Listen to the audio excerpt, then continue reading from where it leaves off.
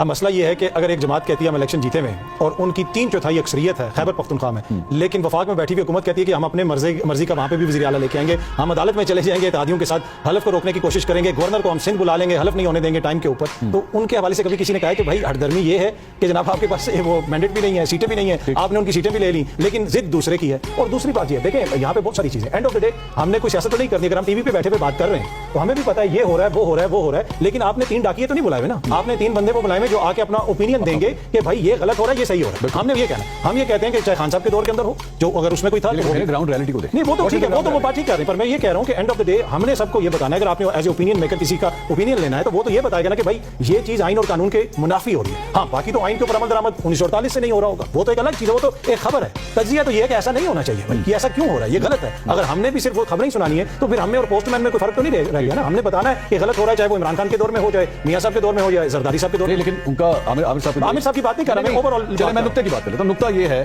کہ بھائی اصولوں کے بارے میں وہ بات کریں جس نے بڑی زندگی اصولوں پہ گزاری ہو۔ آپ نے جمہوریت کے تمام اصولوں کو رگڑ کے رکھ دیا، ماضی میں رگڑا، آج بھی آپ جس طرح یہ فرما رہے تھے کہ جی وہ کہتے ہیں کہ جناب میری آرمی چیف سے ملاقات کروائیں، میری اسٹیبلشمنٹ سے ڈیل کروائیں، تو پھر کس بات کے اصول؟ ایگزیکٹلی صحیح بات، بالکل ٹھیک بات کر رہے ہیں۔ جنہوں نے جمہوریت کے اصولوں کو رگڑا وہ تو کس منہ سے بات کریں گے، لیکن ہم جمہوریت کے جو اصول رگڑے جا رہے ہیں ہم اس کو کیسے جسٹیفائی کریں گے کہ یہ